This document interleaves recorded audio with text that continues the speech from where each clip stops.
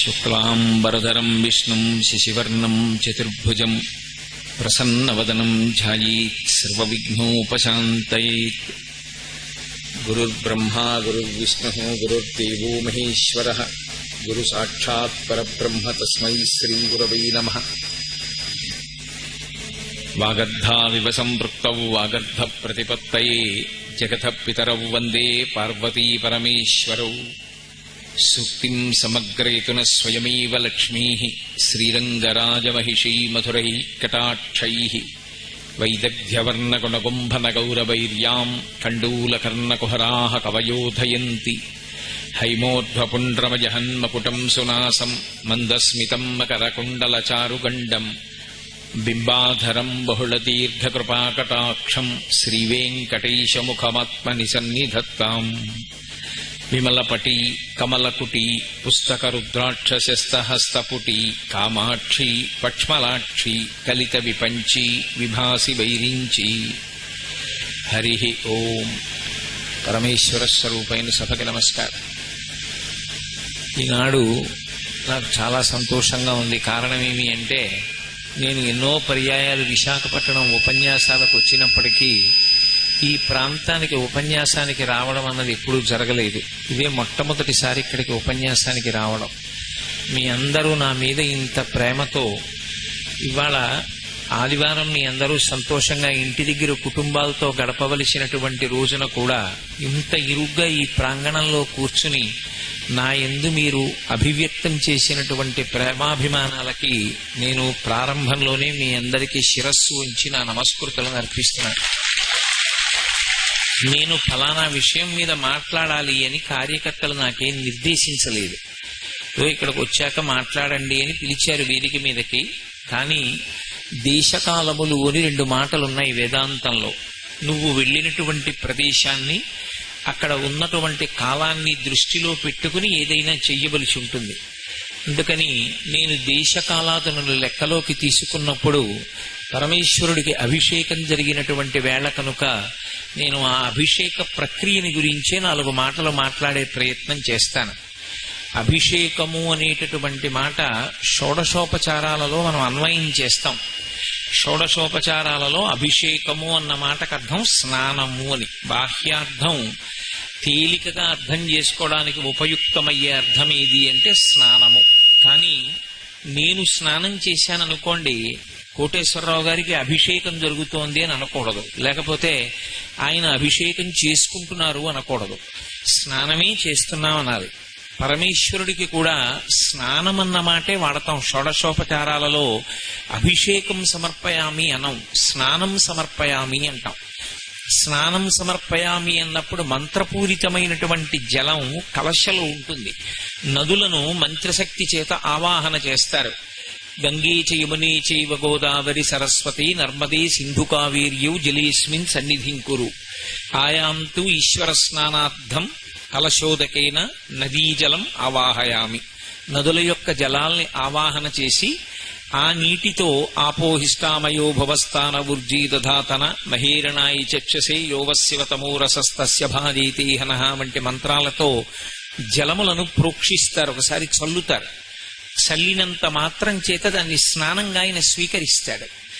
ఆయన స్వీకరించడం కాదు, మనం దర్శనం చెయ్యాలి. పరమేశ్వరుని యొక్క స్నానాన్ని ఎవరైనా దర్శనం చేస్తే వాళ్ళకి 2 ఫలితములు కలుగుతాయి. ఒకటి, అలక్ష్మి నివారణమవుతుంది. 2, లక్ష్మి కటాక్షిస్తుంది. ఈ 2 జరగాలి అంటే ప్రతి ఇంటిలోనూ కూడా షోడశోపచార పూజలో భగవంతునికి స్నానం సమర్పయామి అని స్నానాన్ని భావన చెయ్యాలి. ఆ స్నానం ఎలా భావన చెయ్యాలో కూడా మనకి తెలియదని శంకర భగవత్పాదులు కనకధారా స్తవంలో మనకి నేర్పారు. దిగ్గస్థిభిక్ కనక కుంభముఖావసృష్ట స్వర్వాహిని విమలచారు జలప్లుతాంగీం ప్రాతర్నమామి జగతాం జననీమశేషలోకాధినాథ గృహిణీం అమృతాబ్ధిపుత్రీం అని పిలిచారు లక్ష్మీదేవిని. అమృతాబ్ధిపుత్రి, ఓ నారాయణుని యొక్క ఇల్లాలా, నీవు స్నానం చేయడాన్ని నేను భావన చేస్తున్నాను. ఆమె మనకు తల్లి, మనం బిడ్డలం. అమ్మ స్నానాన్ని బిడ్డల భావనతో చూడాలి తప్ప పురుషుడనన్న భావనతో చూడకూడదు. శివే శృంగారార్ద్ర తదితర జనే కుత్సనపర అంటారు శంకరాచార్యుల వారు. అమ్మవారి దగ్గరికి వెళ్లి నిలబడ్డప్పుడు నేను పురుషుణ్ణి అన్న భావనతో ఎవరు నిలబడతాడో వాడి పట్ల అమ్మవారి కన్ను ఎరిపెక్కుతుంది. అమ్మా నేను నీ బిడ్డని అన్న భావనతో నిలబడవలసి ఉంటుంది.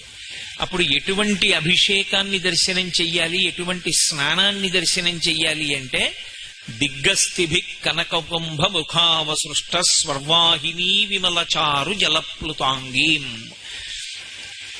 ఈ భూమండలాన్నంతటినీ మోస్తుంటాయి కింద, వాటిని దిగ్గజములంటారు. ఆ దిగ్గజములు స్వర్వాహిని ఊర్ధ్వలోకాల్లో ప్రవహించేటటువంటి ఆకాశ గంగని బంగారు కలశలలో పట్టుకుని వచ్చి గజలక్ష్మీ స్వరూపం అంటాం. అమ్మవారికి రెండు పక్కల ఏనుగులు నిలబడి బంగారు కలశలతో తొండాలు పైకెత్తి నీళ్లు పోస్తాయి. ఆ నీళ్లు పోస్తున్నప్పుడు విమలచారు జలప్లుతాంగీం, ఆమె తెల్లటి బట్ట కట్టుకుని ఆ స్నానశాటిలో అమ్మవారు ఆ దిగ్గస్థిభి కనకకుంభ ముఖావసృష్ట స్వర్వాహిని, ఆ దిగ్గజములు బంగారు కలశములతో పోస్తున్నటువంటి నీటి యందు తడిసి ఉంటుంది. ఆ తడిసినటువంటి అమ్మవారిని లిప్త కాలం ఒక్కసారి దర్శనం చేస్తే చాలు. మనసులో దర్శనం చేస్తే అలక్ష్మీర్మే నశ్యతాం త్వాం రుణే అని శ్రీ సూక్తం. అలక్ష్మి నివారణమవుతుంది. అలక్ష్మి ఎక్కడి నుంచి వస్తుంది అంటే భూమిలోంచి పైకొస్తూ ఉంటుంది. అలక్ష్మి అంటే దరిద్ర దేవత, లక్ష్మికి వ్యతిరేక పదం. ఈ భూమిలోంచే ఆవిడ పైకొస్తుంది. ఎందుకంటే లక్ష్మి భూమిలోంచే వస్తుంది, అలక్ష్మి భూమిలోంచే వస్తుంది. అందుకే మీరు ఇందాక రుద్రాభిషేకం జరిగినప్పుడు ఒక మంత్రం వినుంటారు. అష్టమానువాకం పూర్తి చేస్తే ఒక మంత్రం చెప్తారు. ద్రాపేయం ధస్సస్పతే దరిద్రం నీలలోహిత ఏషాం పురుషాణం ఆభేర్మారోమో ఏషాం కించనా మమత్ అని. ఆ మంత్రానికి అర్థం ఏమిటంటే లక్ష్మి అలక్ష్మి ఏకకాలంలో పైకొచ్చాయనుకోండి, లక్ష్మి పైకొస్తుంది, అలక్ష్మి పైకొస్తుంది. భూమి రెండింటినీ అనుమతిస్తుంది. ఈ రెండు పైకి కాని వస్తే ఒక ప్రమాదం వస్తుంది. ఏమొస్తుంది అంటే ఇంట్లో ఐశ్వర్యం ఉంటుంది, తాను అనుభవించడానికి అయోగ్యుడవుతాడు. ఇంటి నిండా మధుర పదార్థాలు ఉంటాయి, తిందామంటే మధుమేహం ఉంటుంది. ఇంటి నిండా చక్కటి పచ్చళ్ళు కూరలు భార్య చేసి పెట్టగలదు, అనుకూలవతి. అనుకూలవతి అయినటువంటి భార్య అన్నీ వండి సిద్ధం చేసినా తాను ఉప్పు తినకూడదు, కారం తినకూడదు, రక్తపోటు ఉంటుంది. సప్పిడి తిని జీవనం చేస్తూ ఉంటాడు. లేకనా? లేక కాదన్నీ ఉన్నాయి. కానీ లక్ష్మి ఉన్న చోటే అలక్ష్మి కూడా ఉంటుంది. అలక్ష్మి భూమిలోకి నెట్టివేయబడాలి, లక్ష్మి అనుమతింపబడాలి. లక్ష్మిని అనుమతించి అలక్ష్మిని తొక్కగలిగినదేది అంటే ఒక్క ఎద్దుకే ఆ లక్షణం ఉంది. లోకంలో లక్ష్మి అలక్ష్ములను రెండింటినీ కూడా ఆవాహన పలికి విసర్జనం చేయడానికి అమ్మవారు రెండు ప్రాణులను సృష్టించింది. ఒకటి ముందు భాగంలో లక్ష్మిని అనుగ్రహిస్తూ అలక్ష్మిని తొక్కుతుంది, ఒకటి వెనుక భాగంలో పూజ చేత లక్ష్మిని కటాక్షిస్తుంది. ఆవుకి పృష్ఠభాగంలో పూజ చేస్తే లక్ష్మీ కటాక్షం. ఎద్దు ముందు భాగంలో మెడ మీద కాడి పెట్టుకుని నడుస్తుంది. ఉత్తిగా ఎద్దు నడవడం కాదు, మెడ మీద కాడి ఉండి తీరాలి. ఉండి నడిచింది అంటే నాగలి ఉన్నది అని గుర్తు, లేదా బండి కట్టి ఉన్నది అని గుర్తు. భూమి మీద అలా ఎద్దు నడిస్తే ఆ ఎద్దు యొక్క పాదముల నుండి అమృత బిందువులు పడతాయి. ఆ అమృత బిందువులు పడుతూ ఎద్దు నడుస్తున్నప్పుడు ఎద్దు యొక్క డెక్క స్పర్శ చేత అలక్ష్మి మళ్ళీ భూమిలోకి వెళ్ళిపోతుంది, దరిద్రదేవత. లక్ష్మి మాత్రమే పైకొస్తుంది. అలా ఎద్దుల చేత తొక్కబడినటువంటి భూమి ఏది ఉంటుందో అది సమస్తాన్ని అనుగ్రహిస్తుంది. లోకంలో నేను ఒక మాట చెప్తే మీరు తెల్లబోతారు. అసలు లోకంలో అలక్ష్మి విపరీతంగా దేనికి ప్రబలుతుంది అని అడిగారు వేదంలో. అలక్ష్మి దరిద్రదేవత విపరీతంగా ప్రబలడానికి, చిన్నతనం నుంచే కళ్ళజోడు రావడానికి, చక్షు సంబంధమైనటువంటి వ్యాధులు విపరీతంగా పెరగడానికి కారణమేమి అంటే కోళ్లని విపరీతంగా పెంచి కోడిగుడ్డు తినడమే కారణము అని వేదంలో ఒక మాట. ఎక్కడైనా యజ్ఞం చేసేటప్పుడు ఆ యజ్ఞానికి సంబంధించినటువంటి యజ్ఞవాటము అంటారు. ఆ హోమశాల కడితే హోమశాలలో నిలబడి బ్రహ్మస్థానం అని ఒక స్థానం ఉంటుంది. బ్రహ్మస్థానం మొట్టమొదట వేదంలోంచి కొన్ని మంత్రాలు చెప్తారు. ఆ మంత్రాలు ఎందుకు చెప్తారంటే, కోడిగుడ్డు తినే అలవాటు ఎవరైనా ఈ ప్రాంగణంలోకి ప్రవేశించి ఉంటే, కోడిగుడ్డు తినే అలవాటు ఉన్నవాడు ఇక ఆ ప్రాంగణంలోకి దేవతలు రారు, తీసుకోరు హవిస్సు. అటువంటి వాడు ఎవరైనా వచ్చి ఉన్నా, ఈ చుట్టుపక్కల ఉన్నా తద్దోషము నివారణ అగుగాక, దేవతలు ప్రవేశింతురుగాక అని ఆహ్వానం పలుకుతారు. కోడిగుడ్డు అంత హేయమైన పదార్థంగా వేదంలో వర్ణింపబడింది. దేశంలో దరిద్రం ఎందుకు ఉత్పన్నమవుతుంది, ప్రమాదములు ఎందుకు విశేషంగా జరుగుతాయని అడిగారు. కోడిగుడ్డు తినడం ఎక్కువైపోతే, కోళ్లని పెంచడం ఎక్కువైపోతే, యథేచ్ఛగా కోడిని సంహరించి మాంసం తింటే దరిద్ర దేవతకి ఆహ్వానం పలికినట్టు. ఎద్దు యొక్క డెక్క భూమికి తగిలితే, కాడి మెడ మీద పెట్టుకున్నటువంటి ఎద్దు భూమి మీద దున్నితే అలక్ష్మి లోపలికి వెళ్ళిపోతుంది, లక్ష్మి పైకి వస్తుంది. ఆ లక్ష్మి పైకి వస్తే అలక్ష్మి ఉండదు. కానీ భూమిని గౌరవించడంలో మనం ఎన్నో దోషాలు చేస్తాం. అప్పుడు అలక్ష్మి యొక్క వైపరీత్యం పెరిగిపోతుంది. అలా పెరిగిపోకుండా ఉండాలంటే మరి ఏం చెయ్యాలి అని అడిగారు. నేను కోడిగుడ్డు తినకపోవచ్చు, కోడిగుడ్డు తినేవాళ్ళు ఎందరో ఉండొచ్చు, వాళ్ళందరినీ నేను మాన్పించలేనుగా, మరి ఏం చెయ్యాలని అడిగారు. అభిషేకం చేయమన్నారు. స్నానాన్ని మనసులో భావన చేసి తమలపాకు చివర నీళ్లు తీసి చల్లి మనసులో అమ్మవారు స్నానం చెయ్యడాన్ని భావన చేసినా లక్ష్మీ కటాక్షం కలిగి అలక్ష్మి పోతుంది. లేదు, అలా లోకమంతా నిండిపోయింది కలిపురుషుని యొక్క ప్రభావం చేత, రుద్రాభిషేకం చేస్తారు. చేసి ఈ మంత్రం చెప్తారు, ద్రాపేయం ధస్పతే దరిద్రం నీలలోహిత అని.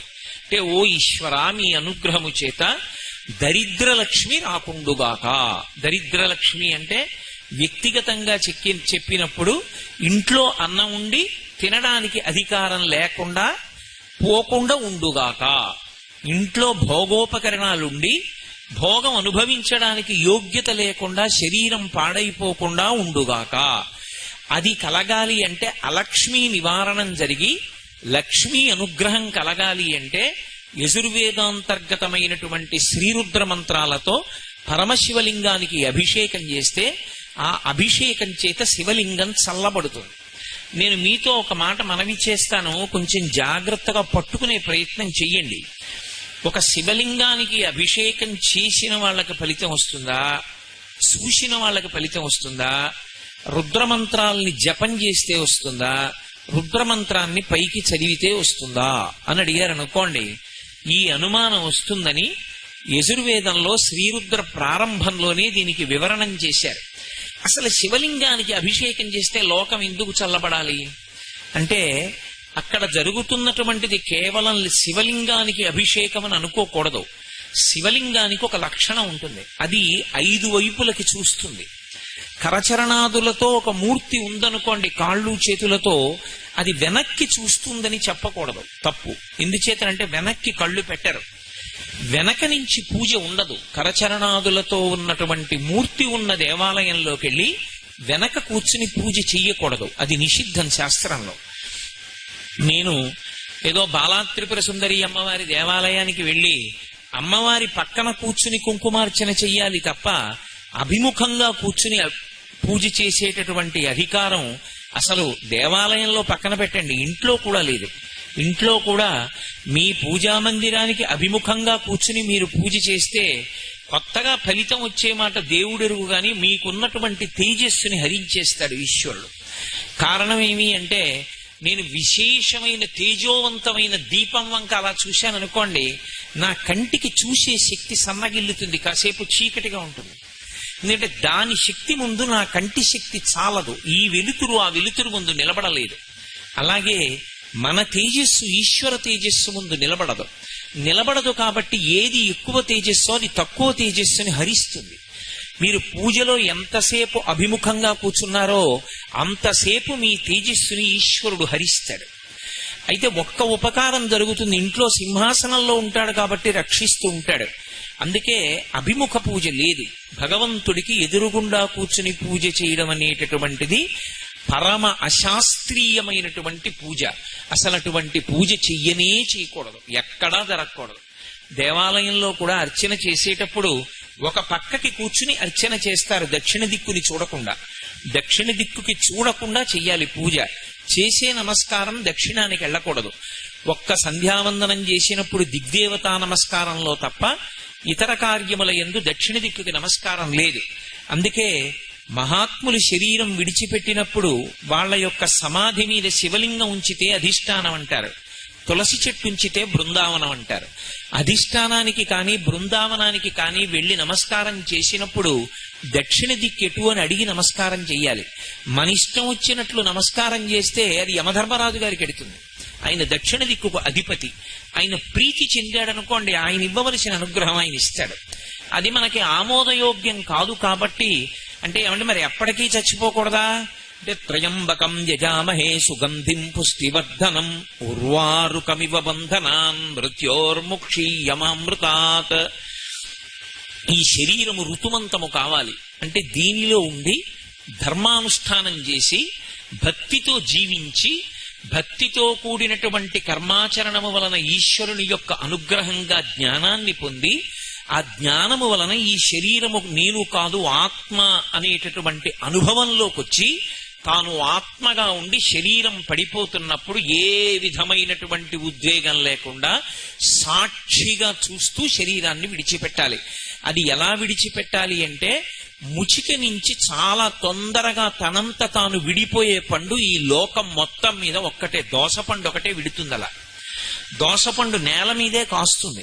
దోసపండుని పందిరి ఎక్కించరు, దోసపాదు నేల మీదే పాకుతుంది. దోసకాయ పెద్దదైపోయి రంగు మారిపోయి పచ్చగా అయిపోతుంది. పసుపచ్చగా అయిపోయిన దోసపండు ముచిక నుంచి ఎప్పుడు విడిచిపెట్టిందో మీకు తెలియదు. మీరు దగ్గరకి వెళ్లి పండుని కదిపితే తెలుస్తుంది ముచిక వదిలిపెట్టింది అని. అప్పటి వరకు తెలియదు. అందుకే సనాతన ధర్మంలో చూడండి, ఎక్కువగా ఒక మాట వాడతారు, ఆయన పండిపోయారండి అంటారు, పంటలు పండాయండి అంటారు, పిల్లలు ఆడుకుంటే పంటలు వేసుకోండి అంటారు.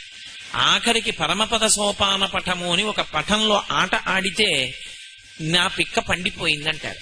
పండిపోవడం అంటే ఏమిటంటే, బలవంతంగా ముచిక నుండి విడకూడదు, తనంత తాను ముచిక నుండి విడిపోవాలి. విడిపోయే ముందు రంగు మారిపోవాలి. లోపల ఉన్న గట్టి పదార్థం అంతా గుజ్జుగా అయిపోవాలి, తీయగా అయిపోవాలి. అయిపోయి తనంత తాను రాలి కింద పడిపోవాలి. దాన్ని పండిపోవడం అంటారు. పండిపోవడం అంటే జ్ఞానం కలగడం. ఆ జ్ఞానం కలిగే వరకు ఈ శరీరమునందు ఉండాలి.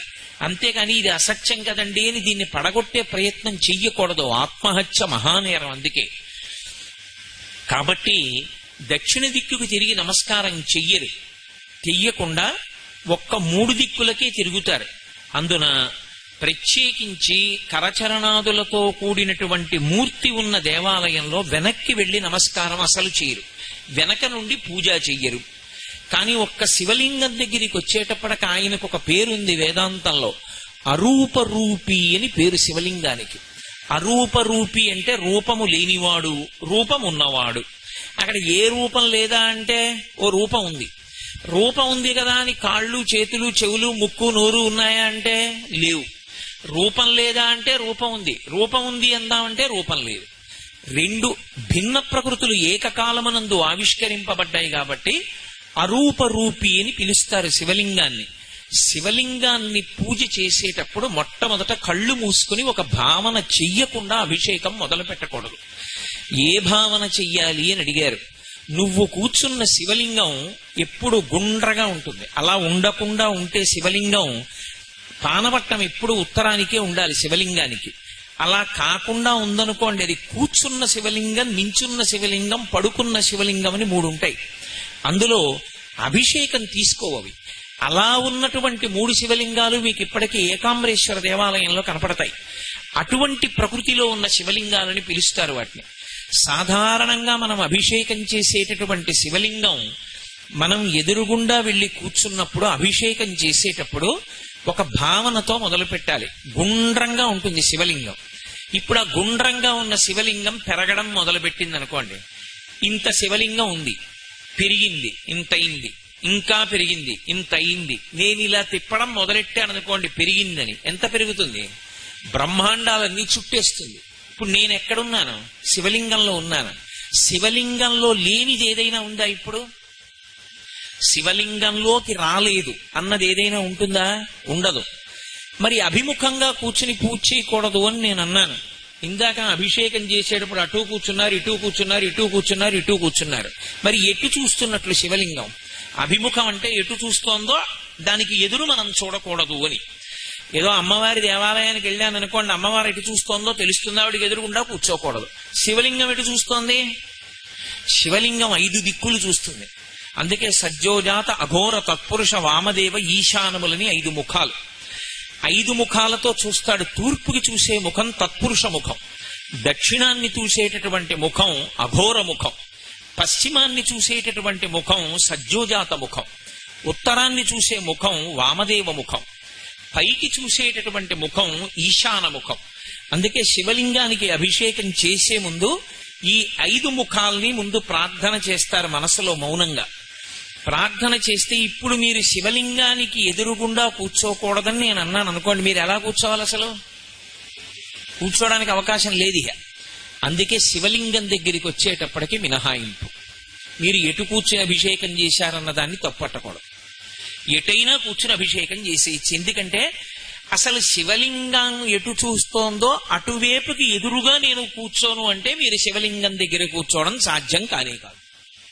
అందుకని అన్ని వైపులా చూస్తుంటాడు ఆయన. అన్ని వైపులా చూస్తాడు, అన్నీ ఆయనలోకే వచ్చేస్తాయి. శివాభిషేకం చేసే ముందు మీరు ఎన్ని పదార్థాలు వాడారని కాని, మంత్రం ఎంత బాగా చెప్పారని కాని, మీరు ఎన్ని పదార్థాలతో దేని తర్వాత ఏది వాడారని కాని అన్నదానికన్నా మీరు ధ్యానం ఏం చేశారన్న దాని మీద ప్రధానంగా ఆధారపడి ఉంటుంది. అందుకే ఆపాతాళ నభస్థలంత భువన బ్రహ్మాండమా విస్ఫురత్ జ్యోతి స్ఫాటికలింగ మౌళి విలసత్ పూర్ణేందువాంతామృతై అస్తోకాప్లుతమేకమీశమనిశం రుద్రానువాకాన్ జపన్ ధ్యాయేత్ ఈప్సిత సిద్ధయే ధ్రువపదం విప్రోభిషించేత్ శివం బ్రహ్మాండ వ్యాప్త దేహాభసిత హిమరుచాభాసమానా భుజంగై కంఠే కాళాః కపర్దాః కలిత శశికళశ్చండ కోదండ హస్తాః త్రిక్షా రుద్రాక్షమాలా స్వలలిత వపుష సాంభవా మూర్తిభేదాః రుద్రాశ్రీ రుద్రసూక్త ప్రకటిత విభవాన ప్రయచ్చస్తు సౌఖ్యం అని నమకం మొదలు పెట్టారు. చమకంలోంచి శంచమే మయశ్చ మే అనుకామశ్చ మే కామశ్చ మే సౌమనసశ్చ మే భద్రంచ మే శ్రేయశ్చ మే వస్యశ్చ మే యశశ్చ మే అంటూ ఆ అనువాకంతో ప్రారంభం చెయ్యాలి అభిషేకాన్ని. అభిషేక ప్రక్రియ మొదలు పెట్టినప్పుడు మీ ఇష్టం వచ్చిన పదార్థాన్ని శివాభిషేకంలో ఉపయోగించడం నిషిద్ధం. మీ ఇష్టం వచ్చిన పదార్థాన్ని మీ ఇష్టం వచ్చిన క్రమంలో అభిషేకం చెయ్యడాన్ని అంగీకరించదు శైవాగమం. అభిషేకం చేసేటప్పుడు కలశపాత్ర చాలా పెద్దది పెట్టుకుని కలశ పూజ చెయ్యాలి. చేసి నారుద్రో రుద్రమర్చయేత్ మహన్యాసం చేసి ఆ కలశలో ఉన్న జలాలు పూర్తి కాకముందే మళ్లీ తీసుకొచ్చి నీళ్లు పోస్తూ ఉండాలి. అలా నీళ్లు పొయ్యడం కానీ అభిషేకం కానీ ఎవరు చెయ్యాలి అంటే గోచి పోసి పంచ కట్టుకున్న వాడికొక్కడికే అక్కడ కూర్చునే అధికారం. అందరూ వచ్చి మీద నీళ్లు పొయ్యకూడదు. వికచ్చః అనుత్తరీయశ్చ నగ్నశ్చ అవస్త్రయేవచ అని వేదం. గోచీపోసి పంచ కట్టుకోకపోయినా, వికచ్చః అనుత్తరీయశ్చ ఉత్తరీయం వేసుకోకపోయినా వాడు దిగంబరంగా వచ్చి కూర్చుని పూజ చేసినట్టు. దానివల్ల రాక్షస ప్రీతి కలిగి అలక్ష్మి పైకొస్తుంది భూమిలోంచి. అందుకే శివలింగాభిషేకం చేసే ముందు మహన్యాసం చేయిస్తారు. చేయించి ప్రార్థనా శ్లోకాన్ని గట్టిగా పట్టుకోవాలి. శివలింగం వంక చూస్తూ ఏమని భావన చెయ్యాలంటే ఇది ఆపాతాళ నభస్థలంత భువన బ్రహ్మాండమా విస్ఫురత్. ఈ పాతాళలోకం దగ్గర నుంచి బ్రహ్మాండములు ఎంతవరకున్నాయో అంతవరకు ఈ శివలింగమే నిండిపోయింది. నిండిపోతే ఇప్పుడు దీని మీద చంద్రబింబం ఉంది. చంద్రబింబానికి ఓ లక్షణం ఉంటుంది. ఆయనకి సుధాకర హిమకర అని పేరు. అమృత బిందువులు పడుతూ ఉంటాయి చంద్రుడి మించి. ఆ అమృతధార పడుతూ ఉంటుంది. ఆ అమృతధారలో తడిసిపోతూ ఉంటుంది ఈ బ్రహ్మాండమంతా. తడిసిపోతుంటే చల్లగా ఉంటుంది. ఆ చల్లగా ఉన్నటువంటి శివలింగం చంద్రుని నుండి కరిగినటువంటి అమృతధారలతో తడుస్తోంది. అలా ఈ బ్రహ్మాండాన్నంతటినీ ఒక్కసారి శివలింగంగా భావన చెయ్యాలి. దూర్జటి చేశాడు కాళహస్తీశ్వర మహాత్మ్యంలో. సువర్ణముఖరీ నది స్నానానికి వెళ్ళి స్నానం చేసి బయటికి వచ్చాడు. ఆయన యొక్క శివభక్తికి ఆయనకి యజుర్వేదంలో చెప్పిన దర్శనమైంది. ఉదయగ్రావము పానవట్టము అభిషేకో తత్ప్రవాహంబు వార్ధి ధరిధ్వంతము ధూపధూమము జ్వలద్దీప ప్రభారాశి కౌముది జ్వాలానివహంబులద్భుత సుమంబులుగా తమోదూత సఖ్యతమై సీత గభబింబ శివలింగం బొప్పె ప్రాచీదిశన్నన్నాడు. పానవట్టం చూస్తే దిక్కులు చెప్పేయచ్చు. దిగ్భ్రాంతి అని ఒకటి ఉంటుంది. భ్రాంతి అంటే తెలియకపోవడం. నేనేమో ఈ ఊరు వచ్చాననుకోండి, నాకేదో విడిది ఇచ్చారా, విడిదిలోకి వెళ్ళాను అనుకోండి, నేను సంధ్యావందనం చెయ్యాలి. సంధ్యావందనం చేసి దిగ్దేవతా నమస్కారం చేద్దామని లేచి నిలబడ్డాననుకోండి, ఏది ఏ దిక్కు నాకు తెలియదు. ఎంత పండితుడైనా కావచ్చు, ఎంత చదువుకున్నవాడైనా కావచ్చు, ఏ దిక్కో నాకు తెలియదు. అప్పుడు నేను ఒకటి సూర్యోదయ సమయంలో చూసుకోవాలి, ఎటొస్తోందో సూర్యబింబం వెలుతురు ఎటొస్తోందో చూడాలి. తెలియకపోతే నేను ఇంత పండితుండని భావన చేయకూడదు, అడగాలి. ఏమంటే తూర్పు పెట్టండి అని అడగాలి. దాన్ని దిగ్భ్రాంతి అంటారు. దిక్కులు తెలియకుండుట. దిక్కు తెలియాలంటే శివాలయంలోకి ఎడతారు. ఎవరినీ అడగకుండా దిక్కు తెలుసుకోవాలంటే లోకానికి దిక్కు ఎవరంటే శివుడే.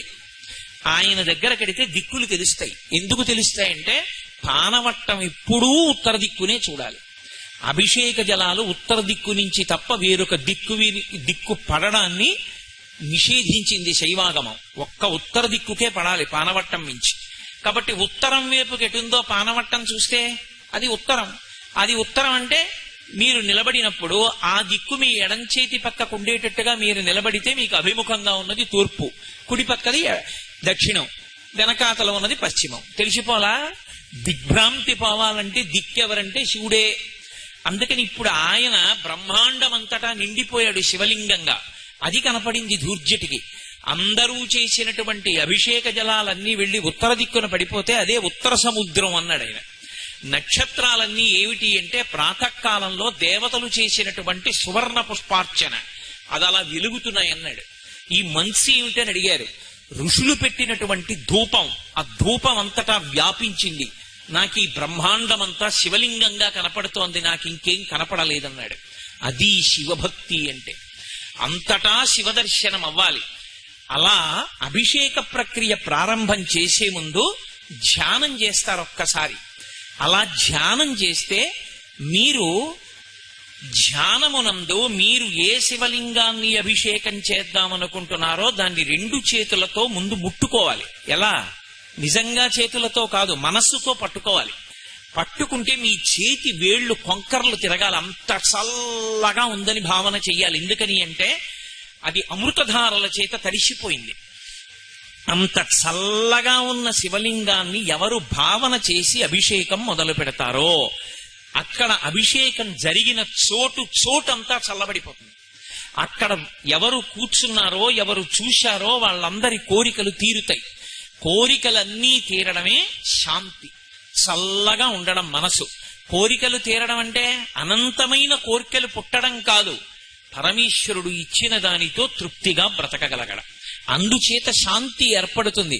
అందుకే రుద్రం అంతా పూర్తి చేసి శాంతి శాంతి శాంతి అంటారు. ఇప్పుడు లోకాలన్నీ చల్లబడతాయి. లోకాలన్నీ చల్లబడడం అంటే శాంతి సూక్తం అని ఒకటి ఉంది. గౌశాంతి, అంతరిక్ష శాంతి, దిశా శాంతి, పురుష శాంతి, శాంతిర్మేయస్తు శాంతి అని అన్ని శాంతిగా ఉండాలని కోరుకుంటారు. అంతరిక్ష శాంతి అని అడుగుతారు. మన వాళ్ళు ఏదడిగినా అంత వేద హృదయంతో అడుగుతారు. ఎందుచేత అంటే అంతరిక్షము ప్రశాంతంగా ఉండాలి. అందులో అల్లకల్లోలం ఏర్పడిపోయి మబ్బులు పట్టి విపరీతమైన గాలులు వచ్చాయనుకోండి, లక్ష్మి నశించిపోతుంది. తుఫాన్లు మొదలైన వస్తే ఐశ్వర్యం నిలబడదు. భూమి కంపిస్తే ఐశ్వర్యం నిలబడదు. అందుకని అన్నీ శాంతిగా ఉండుకాక. ఈ చల్లతనం, ఈ శాంతి ఎక్కడి నుంచి వస్తుంది అంటే శివలింగానికి అభిషేకం చేయడం వల్ల వస్తుంది. ఆ శివలింగానికి చేసినటువంటి అభిషేకం వల్ల ఎలా లోకం చల్లబడుతోందన్నది శివలింగం యొక్క చల్లబడడం మీద ఆధారపడి ఉంటుంది. అందుకే శివలింగం వేడెక్కకూడదు. ఎప్పుడు శివలింగం వేడెక్కకూడదు కాబట్టి ధారాపాత్ర పెడతారు. అదే చంద్రబింబం. అర్చకుడు వెళ్ళిపోయినా ఎప్పుడు చుక్క చుక్క చుక్క చుక్క చుక్క చుక్క పడుతూ శివలింగం చల్లగా ఉంటుంది. అలా చల్లగా ఉంటే ఊరు చల్లగా ఉంటుంది.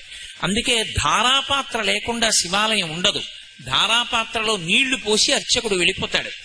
అది దేనికి గుర్తు అంటే చంద్రబింబం నుంచి కరిగి పడుతున్నటువంటి అమృతం చేత తడిసిపోయినటువంటి బ్రహ్మాండ స్వరూపుడైనటువంటి పరమశివునికి గుర్తది. కాబట్టి ఇప్పుడు రుద్రాభిషేకం చూస్తే ఫలితం కలుగుతుంది అంటే ఎవరికి కలుగుతుంది అంటే అభిషేకం జరుగుతున్నప్పుడు అలా భావన చేస్తే ఒక్కసారి ధ్యానం చేయాలి. ధ్యాయేత్ ఈప్సిత సిద్ధయే. నువ్వు అలా ధ్యానం చేయి, నీ కోరిక తీరిపోయింది. నువ్వు అసలు ఏమీ ధ్యానం లేకుండా కూర్చున్నావు, భగవంతుడు అనుగ్రహిస్తాడు. అనుగ్రహించడు అని నేను అంటలేదు, తప్పకుండా అనుగ్రహిస్తాడు. కానీ వేద మార్గం ఏమి అంటే వేదం ఏం చెప్పిందో చేయడం, మనసులో భావన చేస్తూ కూర్చోవాలి. అభిషేక ప్రక్రియలో పదార్థం తర్వాత పదార్థం పొయ్యడాన్ని నిషేధం. పాలు పోసి పెరుగు పోస్తానంటే ఒప్పుకోరు శివలింగం మీద. పాలు పోస్తే శుద్ధజలం పోయాలి, పెరుగు పోస్తే శుద్ధజలం పోయాలి, నెయ్యి వేస్తే శుద్ధజలం పోయాలి, తేనె పోస్తే శుద్ధజలం పోయాలి. అందుకే అభిషేక ప్రక్రియ అనేటటువంటిది అలవాటుగా ఉండాలి. అభిషేక ప్రక్రియ ఎంత అలవాటుగా ఉండాలంటే మాట్లాడుతున్నా సరే సైకిల్ ఎలా తొక్కుతాడో అలా ఒక పదార్థం పోస్తుంటే మంత్రముల యందు రమించిపోయి శుద్ధజలం చేయడాన్ని మర్చిపోకూడదు. తేనె పోసి శుద్ధజలం, నెయ్యి పోసి శుద్ధజలం, పంచదార పోసి శుద్ధజలం, పళ్ళరసం పోసి శుద్ధజలం, శుద్ధజలంతో చేస్తూనే ఉండాలి. శివాభిషేకం ఎప్పుడు పూర్తి చేసినా చందనోదకంతో మాత్రమే పూర్తి చేయాలి. చందనోదకం చిట్ట చివరి ద్రవ్యం. చందనోదకంతో పూర్తి చేసే ముందు ఏం చేస్తారంటే కాహళీ వాయిస్తారు. ఒకసారి కాహళీ అంటే పెద్ద శబ్దం చేస్తూ ఢమరుకంలా వాయిస్తారు. వాయిస్తే ఏంటంటే ఐ డ్రా యువర్ అటెన్షన్ అంటారే ఇంగ్లీష్ లో, అందరూ జాగ్రత్తగా చూడండి అని గుర్తు. చందనోదకంతో చేస్తున్నప్పుడు శివలింగం వంక చూస్తే పుత్రపౌత్రాభివృద్ధి కలుగుతుంది. గృహస్థాశ్రమంలో ఉన్న వాళ్ళు అందరూ వంశం ఆచంద్రతారార్క నిలబడాలని కోరుకుంటారు. కాబట్టి చిట్ట చివర చందనోదకంతో చేసి శుద్ధజలంతో చేసి పూర్తి చేసేస్తారు అభిషేకాన్ని. అలా ఆ అభిషేకం చేసేటప్పుడు ధ్యానం చేసినా ఉత్తమ ఫలితాలు, మౌనంగా చూసినా ఉత్తమ ఫలితం, మంత్రాన్ని స్వరంతో రమించి చదివినా ఉత్తమ ఫలితం, అథవా ఇదేమీ కూడా చెయ్యక్కర్లేదు, అసలు ఇదంతా కూడా పక్కన పెట్టేసి జపం చేసినా అంతే ఫలితం. నీ సొంతంగా చెప్తున్నాను అనుకుంటున్నారేమో, నేను యజుర్వేద ప్రార్థనా శ్లోకంలోంచే నా ఉపన్యాసం చేస్తున్నాను ఇవాళ. అందులో ఉందా లేదా? ధ్యాయేత్ ఈప్సిత సిద్ధయే ధ్రువపదం విప్రోభిషించే శివం బ్రహ్మాండ వ్యాప్తదేహా భసిత హిమరుచాభా సమానా భుజంగై కంఠే కాళాహ కపద్దాహ కలిత శశికళశ్చండ కోదండహస్తాహ. జపం చేస్తే ఒకప్పుడు శృంగగిరి పీఠాధిపత్యం వహించినటువంటి మహాపురుషులు చంద్రశేఖర భారతీ స్వామి వారు, ఆయన దగ్గరికి వెళ్ళి ఒక వేద పండితుడు మొరపెట్టుకున్నాడు, నా భార్యకు ఆరోగ్యంగా ఉండట్లేదండి, ఏం చేయమంటారు? ఆయన అన్నారు, నువ్వు వేదం చదువుకున్నావుగా, యజుర్వేదం వచ్చుగా అన్నారు. వచ్చు అన్నారు. యజుర్వేదంలో శ్రీరుద్రం వచ్చుగా? వచ్చు. మరి ఇంకే శ్రీరుద్రం జపం చేసి మీ ఆవిడికి తీర్థం ఇయ్యి అన్నారు. ఆయన అన్నాడు, నేను శృంగేరి వచ్చాను, మా ఆవిడ్ని తీసుకురాలా, ఎక్కడో ఉంది, ఎలా అన్నాడు. ఏమీ పర్వాలా, రోజు తెల్లవారుజామున స్నానం చేసి తుంగా నది ఒడ్డున కూర్చుని రుద్రాన్ని జపం చేసేసి ఈ రుద్రజపం అంతా అయిపోయిన తర్వాత ఏతత్ఫలం సర్వం శ్రీ ఉమామహేశ్వర పరబ్రహ్మార్పణమస్త నీళ్లు వదిలేసి అదే తీర్థాన్ని ఉద్ధరిణితో పట్టుకుని నీ ఆవిడ పుచ్చుకుంటోందని భావన చేసి ఒక ఆకులో 3 మాటలు విధులుపెట్టు. అకాల మృత్యుహరణం సర్వవ్యాధి నివారణం సమస్త పాపక్షయకరం శ్రీ ఉమామహేశ్వర పాదోదకం పావనం శుభం అంటూ 3 మాటలు ఆకులో వదిలిపెడుతూ నీ ఆవిడ పుచ్చుకుని తాగింది అని భావన చెయ్యన్నారు. 11 రోజులు ఇక్కడ ఇలా చేసి నువ్వు మీ ఇంటికి వెళ్ళన్నారు. 11 రోజులు శృంగేరిలో తుంగానది ఒడ్డున కూర్చుని జపం చేసి ఆయన ఇంటికి వెళ్ళాడు. వాళ్ళ ఆవిడికి పూర్తి స్వస్థత కలిగింది. నేను మీతో ఒక యథార్థం చెప్తున్నా, ఖండాంతరములలో ఉన్న వాళ్ళ యొక్క కోరిక కూడా రుద్రజపం చేత తీర్చవచ్చు. అంత శక్తివంతం రుద్రమంత్రాలు. అందుకే ఆ రుద్రాన్ని జపం చేస్తే చాలు. అందుకే ఒక్క రుద్రం ఇన్ని కింద విడిపోతుంది అంటే ఒక్క రుద్రానికి నమకపాఠం, చమకపాఠం, క్రమపాఠం, ఘనపాఠం ఇవి కాకుండా మళ్ళీ ఆ రుద్రమంత్రాన్ని ఆయా అనువాకాల్లోంచి నమః వరకు విడదీసి స్వాహ కలిపారనుకోండి, హవిస్సుకి వెళ్ళిపోతుంది. ఇక్కడే ఇప్పుడు రుద్రహోమం చేశారనుకోండి, రుద్రహోమం చేస్తూ అనువాకంలోంచి నమశబ్దం వరకు మంత్రాన్ని తీసి నమస్వాహ అంటూ హవిస్సిచ్చారనుకోండి, దాన్ని పరమేశ్వరుడు వచ్చి పుచ్చుకుంటాడు. ఇక మళ్ళీ వేరే మంత్రభాగాన్ని అన్వయం చెయ్యక్కర్లేదు. ఆ మంత్రానికి చివర స్వాహాకారం పెట్టేస్తే అదే యజ్ఞాధికారం కిందకి వెళ్ళిపోయి యజ్ఞంలో హవిస్సు ఇవ్వడానికి అధికారం ఇస్తుంది. కాదు, విశేషార్చన అని ఒకటి ఉంటుంది పరమశివుడికి. అందులో రుద్రమంత్రాల్ని తీసుకొచ్చి ఒక్కొక్క మంత్రాన్ని ఒక్కొక్క చోట విరుస్తూ నమః శబ్దం చెప్తూ ఆయనకి పూజ చేసేయచ్చు. అన్నిటికన్నా ఆశ్చర్యం ఏంటంటే పరమశివుడి గురించి రుద్రంతో జపం చేస్తే చాలు. జపం చేసేటప్పుడు ఒక లక్షణం ఉంటుంది.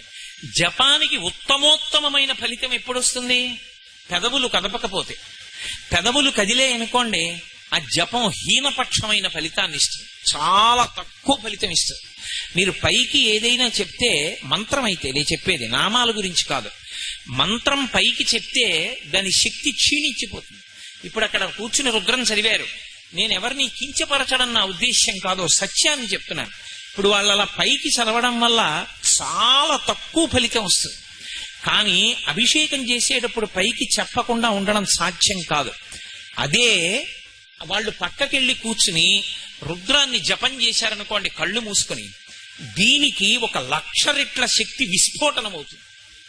ఎందుకని అంటే జపంలో పెదవులు కదలవు. రుద్రం పైకి చదవాలని మీరు కోరుకున్నారనుకోండి, మీకు స్వరం తెలిసి ఉండాలి. స్వరం తెలియకుండా నోటికొక్కటి మంత్రం వచ్చు కదా, నేను చెప్పగలను కదా అని చెప్పి స్వరం తెలియకుండా స్వరభంగం చేస్తూ మైకు దగ్గర కూర్చుని చదివారనుకోండి, మీకు అనుకూల ఫలితాలు రావు, ప్రతికూల ఫలితాలు వస్తాయి. వేదంలో స్వరం ప్రధానం, అవునా కాదా? స్వరం బట్టే చదవాలంటే వేదమంత్రాన్ని. ఉదాత్త అనుదాత్త స్వరితములకు గుర్తులుంటాయి మంత్రాల్లో, ఆ మంత్రాన్ని బట్టే చెప్పాలంతే. మాషాశ్చమే తిలాశ్చమే ముద్గాశ్చమే కల్వాశ్చమే గోధుమాశ్చమే అలా చెప్పాలి తప్ప నేను అక్కడ చూసి చదవగలనండి పర్వాలేదని చెప్పి నా ఇష్టం వచ్చినట్టు చదివి అభిషేకం చేశాననుకోండి, వ్యతిరేక ఫలితాలు వస్తాయి. స్వరం తప్పకూడదు. పైకి చదివితే స్వరం తెలియాలి. నీకు స్వరం తెలియకపోతే బెంగలేదు, నోరు మూసేసుకుని పెదవులు కదలకుండా లోపల చదివేస్తే జపం అయిపోతుంది. జపానికి పైకి చదవవుగా, పైకి చదివితే కదా స్వరం, లోపల చదివితే స్వరభంగానికి దోషం రాదు. ఉద్గాత నియమము అని సామవేదంలో కూడా పైకి చదువుతున్నప్పుడు దమ్ము పట్టలేక స్వరభంగం అయితే క్షమించేస్తారు, తప్పట్టుకోరు. కాబట్టి లోపల జపం చెయ్యి, దోషం రాదు. స్వరం తెలియకుండా అభిషేక మంత్రం ఒకటి చదవడం వచ్చు కదా అని మాత్రం పైకి చదవకూడదు, దోషం వస్తుంది, మిగిలిన వాళ్ళు పాడవుతారు. అలా చదవకూడదు. కాబట్టి స్వరంతో చదివితేనే చదవాలి. అందుకే రుద్రం దగ్గరికి వచ్చేటప్పటికి నియమాన్ని విడగొట్టేశారు. ఏకవారాభిషేకం చేస్తే చాలు. సమయం లేదనుకోండి, మీరు 11 మాటలు చెయ్యమని చెప్పలేరు శాస్త్రం. ఒకే మాట చెయ్యి చాలు. ఒకే మాట ఆ మంత్రభాగాన్ని స్వరంతో అద్భుతంగా చదువు. ఇప్పటికీ శ్రీశైలంలో కామకోటి మఠంలో కొంతమంది పండితులు ఉన్నారు. ఆ పండితులు రుద్రం చదువుతుంటే పక్షులు అలా వెళ్ళిపోతున్నవి ఆగిపోయి చెట్ల మీద వాలిపోయి కూర్చోవలసిందే. అలా ఉంటుంది రుద్రమంత్ర పఠనం అంటే. నిజంగా ఉభయతర నమస్కారాలతో ఆ స్వరాన్ని పాటించి చదువుతుంటే పసిపిల్లలు కూడా ఏడు పాపేసి వింటారు. అలా ఉంటుంది ఆ మంత్రభాగం. నేను మీతో పరమ యథార్థం చెప్తున్నా. ఎందుకు చెప్తున్నానంటే ఇన్ని మాటలు మీకు, ఆ శ్రీరుద్రమే పరమశక్తివంతం. అసలు ఈ ప్రపంచానికి అంతటికీ కూడా భిక్ష పెట్టగలిగినటువంటి మహానుభావుడైన పరమశివుడికి సంబంధించిన పంచాక్షరి మహామంత్రం రుద్రంలో ఉంది కాబట్టే దాన్ని అంత భద్రంగా దాచేశారు. మనం చూడండి, నేను ఇంటికి వెళ్ళి లాల్చీ విప్పి పడేశాను అనుకోండి, దండం మీద పారేస్తాను. కానీ నా మెళ్ళో రుద్రాక్షలు తీసి పెట్టవలసి వచ్చిందనుకోండి, చాలా జాగ్రత్తగా పెట్టుకుంటాను రుద్రాక్షలు. అలాగే అత్యంత భద్రమైనదేదో దాన్ని ఎక్కువ రక్షణ మధ్య పెడతాం. వేదములకు త్రయీ అని పేరు. స్వరం మనం వేదములను రుక్కు యజ్జు సామ అథర్వణ అని చెప్పినప్పటికీ మంత్రభాగ సంకలనం చేత వేదములు 3 అయిపోతాయి. అయిపోయినప్పుడు రుక్కు యజ్జు సామ అథర్వణ వేదం మళ్ళీ కలిసిపోతుంది మిగిలిన వేదాల్లోకి. అప్పుడు 3 వేదములు. 3 వేదములలో మధ్యలో యజుర్వేదం ఉంటుంది, ఇటు ఋగ్వేదం ఉంటుంది, ఇటు సామవేదం ఉంటుంది. మధ్యలో యజుర్వేదాన్ని పెట్టి ఋగ్వేదాన్ని సామవేదాన్ని కాపుగా పెట్టారు అటు ఇటు. మళ్ళీ యజుర్వేదం మధ్యలోకి తీసుకొచ్చి శ్రీరుద్రాన్ని పెట్టారు. మళ్ళీ శ్రీరుద్రంలో అష్టమానువాకం దగ్గరికి వచ్చేటప్పటికి చిట్ట చివరికి తీసుకెళ్లి పంచాక్షరి మహామంత్రాన్ని దాచారు. నమఃశివాయ చ శివతరాయ చ. ఆ నమఃశివాయ చ, చ అంటే కూడా కూడా కూడా అని సంస్కృతంలో. నమఃశివాయ చ పంచాక్షరి మహామంత్రాన్ని దాచడం కోసమే వేదం విస్తరించింది రక్షణగా. అంత గొప్ప మంత్రం ఉంది అష్టమానువాకంలో. అందుకే అష్టమానువాకం చేస్తే గంట కొడతారు. గంట కొడుతూ అష్టమానువాకం చేయడానికి కారణం ఏంటంటే దేవతలకి పరాకు చెప్పడం. మేము పరమశక్తివంతమైన అనువాకాన్ని పఠనం చేస్తున్నాం. ఎందుకని అంటే అందులోకి మొత్తం అష్టమూర్తి తత్వం అంతా వచ్చి కూర్చుంటుంది. శంకరాచార్యుల వారు దక్షిణామూర్తి స్తోత్రం చేస్తే ఆ పిల్లలు చదివారు ఇందాక. ఎంత చక్కగా చదివారో. దుర్గారావు గారు ధన్యుడు. అంత అందంగా నేర్పారు ఆ పిల్లలకి. భూరంభంశనలో నిలోంబర మహార్నాథో హిమాంసుపుమాన్ ఇత్యాభాతి చరాచరాత్మకమిదం యస్యైవ మూర్త్యష్టకం నాణ్యత్కించన విద్యతే విమృశతాం యస్మాత్ పరస్మాత్ విభో తస్మై శ్రీగురుమూర్తయే నమయిదం శ్రీదక్షిణామూర్తయే. పరమశివుని తత్వం 8 అంకె మీద నడుస్తూ ఉంటుంది. అష్టమూర్తి అని శివలింగం మూర్తి రూపాన్ని పొందితే 8 మూర్తులుగా తిరుగుతాడాయన. ఇక ఈ 8 తప్ప ఇక 9వది మీకు లేదు బ్రహ్మాండంలో. అందుకే భూరంభాంశనలో నిలోంబర మహార్నాథో హిమాంసు పుమాన్. 8 రూపాలు. కంచిలో పృథివీలింగం, జంబుకేశ్వరంలో జలలింగం, అరుణాచలంలో అగ్నిలింగం, చిదంబరంలో ఆకాశలింగం, శ్రీకాళహస్తిలో వాయులింగం, కోణార్కలో సూర్యలింగం, సీతాకుండంలో చంద్రలింగం, ఖాట్మండులో యజమానలింగం. ఈ 8 తప్ప ఇంకా ప్రపంచంలో 9వ పదార్థం లేదు. ఏదైనా ఉంటే పరబ్రహ్మం ఒక్కటే మిగిలింది. కాబట్టి ఈ 8 కూడా సాకారోపాసన చేసినప్పుడు శివార్చనమే. ఈ పృథివీ ఎవరు అంటే శివుడు, నీరెవరు అంటే శివుడు, అందుకే జంబుకేశ్వరంలో జలలింగంగా ఉంటాడు. అగ్ని ఎవరు అంటే శివుడు, అందుకే అరుణాచలంలో అగ్నిలింగంగా ఉంటాడు. ఆకాశం ఎవరు అంటే శివుడు, అందుకే చిదంబరంలో ఆకాశలింగంగా ఉంటాడు. వాయువెవరు అంటే శివుడు, అందుకే శ్రీకాళహస్తిలో వాయులింగంగా ఉంటాడు. సూర్యుడెవరు అంటే శివుడు. శంకరాచార్యుల వారు అడుగుతారు. అడిగినప్పుడు ఎవరు సూర్యుడు అంటే పరమశివుడే సూర్యుడిగా చెప్పారు. సూర్యుడుగా కోణార్కలో సూర్యలింగం ఉంది. చంద్రుడెవరు అంటే శివుడు, అందుకే సీతాకుండంలో చంద్రలింగం. నేనని నేను అనుకునే ఈ జీవుడెవరు అంటే పరమశివుడే, అందుకే ఖాట్మండులో యజమానలింగం. పశుపతినాథ్ అంటారు. అందుకే ఈ 8 శివస్వరూపాలే. ఈ 8 కాకుండా ఇంకోటి లేదు. అందుకే సమయం తక్కువగా ఉంది అన్నప్పుడు 108 నామాలతో పూజ చెయ్యక్కర్లేదు శివలింగానికి. ఏదో శివో మహేశ్వర శంభో పినాకీ శశిశేఖర వామదేవు విరూపక్ష కపర్దే నీలలోహిత నామాలన్నీ చెప్పక్కర్లా.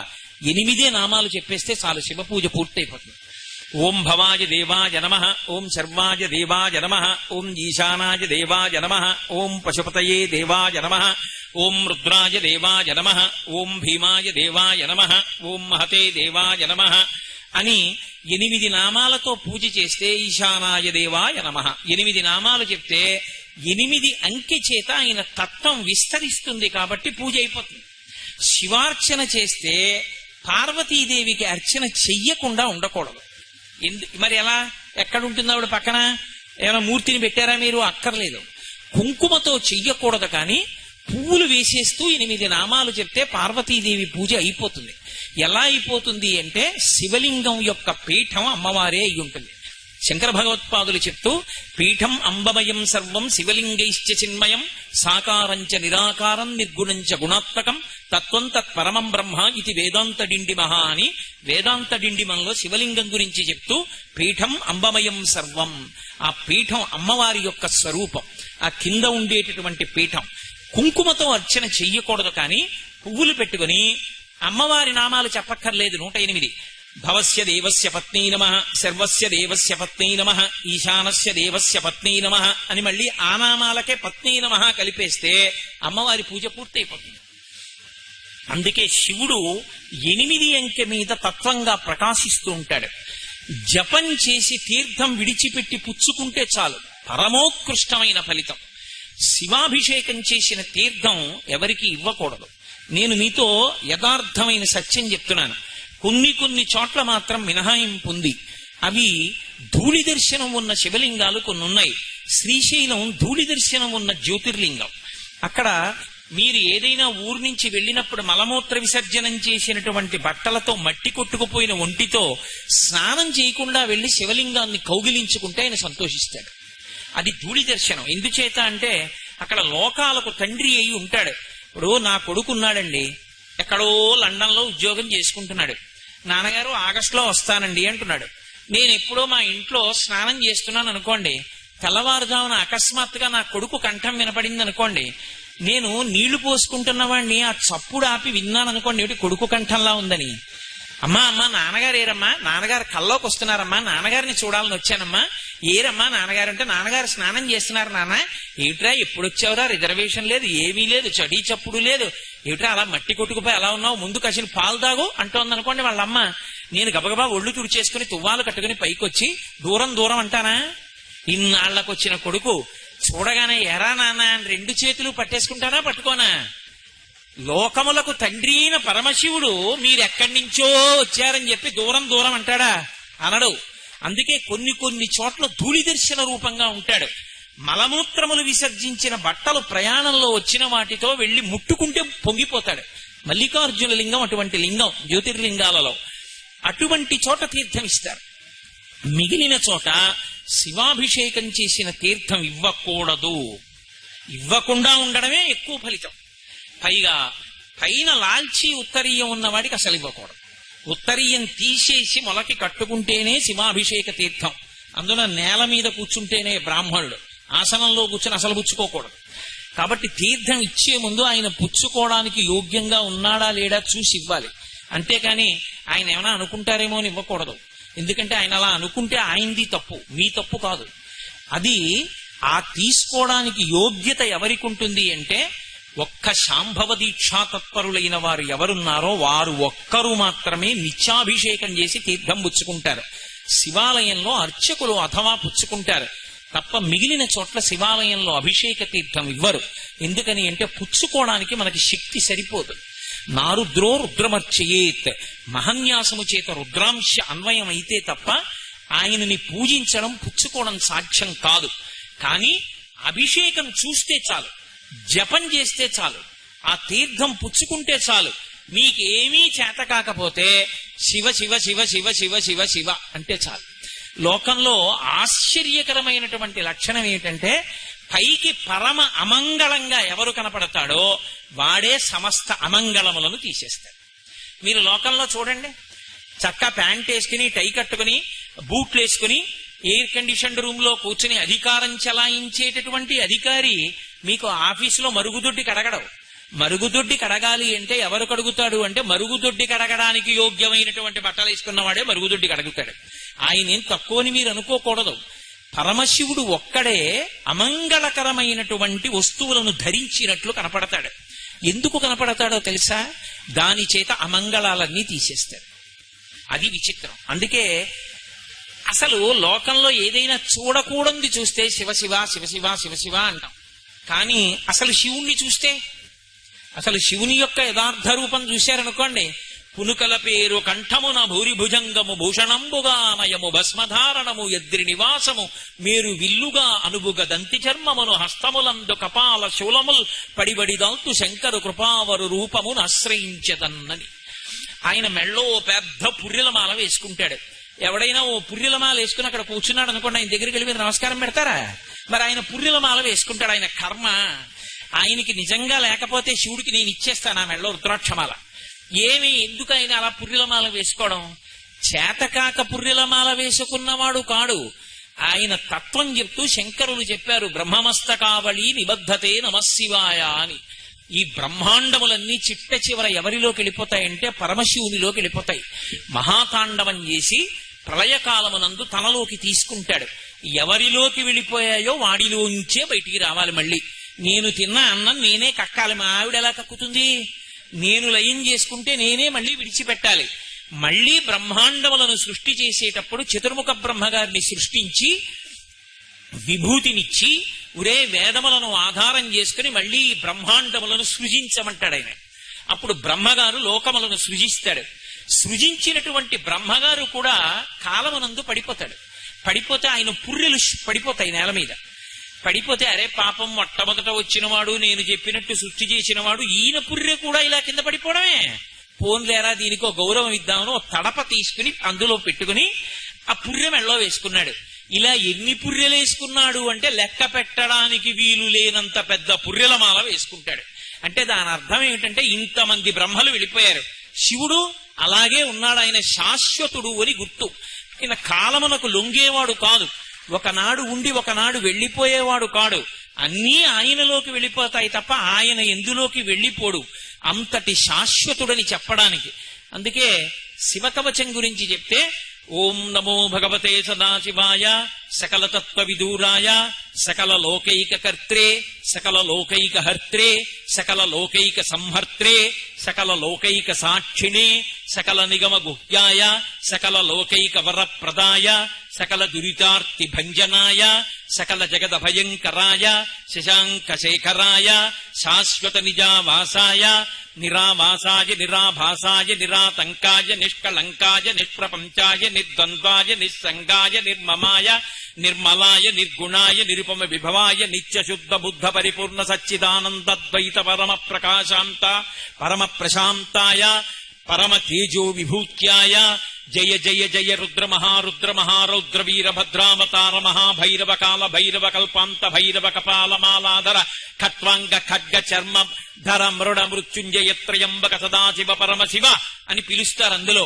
అలా పిలవడానికి కారణం ఏంటంటే ఘోర అఘోర రూపములు రెండూ ఆయన యందే అన్వయమవుతాయి. అందుచేత పుర్రెలమాల వేసుకుంటాడు తప్ప చేతకాని వాడై పుర్రెలమాల వేసుకున్నవాడు కాదు. సమస్తం ఏమైపోవాలి, బూదిగా మారిపోవాలి. అన్ని బూజైపోతే మళ్ళీ సృష్టి ఎందులోంచి రావాలి, బూదిలోంచే రావాలి. ఈ సృష్టి యొక్క జీవకణాలని దాచడానికి కంప్యూటర్లో చిప్స్ ఎలా ఉంటాయో అలా సృష్టి కణాలన్నింటినీ తన శరీరానికే అలదుకుంటాడు. అందుకే విభూతిని ఒంటికి రాసుకుంటాడు అనడానికి కారణం అది. ఏది శాశ్వతమైనదో అది విభూతి. చిట్ట చివరికి అన్ని ఏమైపోతాయంటే బూదిగా మారిపోతాయి. అది భస్మ. స్కాంద పురాణంలో బ్రహ్మోత్తర ఖండం అని ఒక ఖండం, అందులో భస్మ వైభవం చెప్తారు. దానికి భస్మ అని పిలుస్తారు. భస్మ అని ఎందుకు పిలుస్తారు అంటే భా అంటే కాంతి భగవంతుడు, స్మ అంటే స్మరణ గుర్తుకు రావడం. ఈ మనుష్య ఉపాధిలో ఉన్న వాడికి భగవంతుడు జ్ఞాపకం వస్తూ ఉండాలి. ఆయనని మరిచిపోతే ఇక ఈ ఉపాధికి అర్థం లేదు. ఈ ఉపాధిలో నేను ఉన్నంత కాలం భగవంతుడు నా స్మరణలో ఉండి నేను అభ్యున్నతిని పొందాలని కోరుకోవడానికి మహానుభావుడైన పరమశివుడు నా స్మృతి యందు నిలబడుగాక అని కోరుకుని ఆ భస్మ పెట్టుకుంటారు. ఆ భస్మని పెట్టుకుంటే భగవంతుడు స్మరణలోకి వస్తాడు. భగవంతుడి స్మరణలోకి వచ్చి కదలికలన్నీ ధార్మికంగా ఉండాలని కోరుకోవడం. శక్తిని ఆజ్ఞాచక్రం మీద బొట్టుగా ఉంచుకుంటారు. బొట్టు ఆజ్ఞాచక్రం మీద పెట్టుకున్నాడు అంటే ఆజ్ఞాచక్రం మీద మనసు ఉంటుంది. అందుకే ఏదైనా జ్ఞాపకం రాలేదనుకోండి, కళ్ళు మూసుకుని ఉండండి చెప్తాను అని ఇక్కడ దృష్టి కేంద్రీకరిస్తాడు. మనోచక్రం ఇక్కడ ఉంటుంది. దాని మీద అమ్మవారి రూపమైన కుంకుమ పెట్టుకుంటే శక్తి కదలికలు కాబట్టి కదలికలన్నీ కూడా ధార్మికంగా కదులుతాయి. ధర్మాన్ని పట్టుకుని కదిలితే చివరికి శివుడిలోకి ప్రవేశిస్తాడు, తాను శివుడు అవుతాడు. అందుకని విభూతి పెట్టుకుని బొట్టు పెట్టుకోవడానికి కారణం అది. చాలా మందికి ఒక అపోహ ఉంటుంది, శంకరాచార్యుల వారు విభూతి పెట్టుకుంటారు శివభక్తుడని. నీకు రహస్యం చెప్తా, శంకరాచార్యుల వారంత విష్ణు భక్తుడు ఈ లోకంలో ఇంకొకడు లేడు. అసలు శంకరాచార్యుల వారు ప్రారంభంలో చేసిన స్తోత్రం లక్ష్మీదేవి పరంగా కనకధారా స్తోత్రం. శంకరాచార్యుల వారు దక్షిణ దేశంలో కూర్చునుండగా ఆయన సరస్వతీదేవి వచ్చి ఆయన్ని ప్రార్థించింది, విష్ణు సహస్రనామ స్తోత్రానికి వ్యాఖ్యానం నువ్వే ఇవ్వగలవు, నువ్వే సాధికారికమైన వ్యాఖ్య చెయ్యి అని. శిష్యుల్ని ముగ్గురిని పిలిచి లోపలికెళ్లి గ్రంథాలయంలోంచి 3 పుస్తకాలు తెండి, నాకేది నచ్చితే దానికి భాష్యం చేస్తానన్నారు. ముగ్గురు తెచ్చిన పుస్తకాలు విష్ణు సహస్రనామ స్తోత్రాలే అయ్యాయి. అప్పుడు సరస్వతీదేవి కనపడి అడిగింది, శంకరా నువ్వు చెయ్యవయ్యా విష్ణు సహస్రానికి భాష్యం అని. శంకర భగవత్పాదాచార్య స్వామి వారు అప్పుడు చేశారు విష్ణు సహస్రానికి భాష్యం.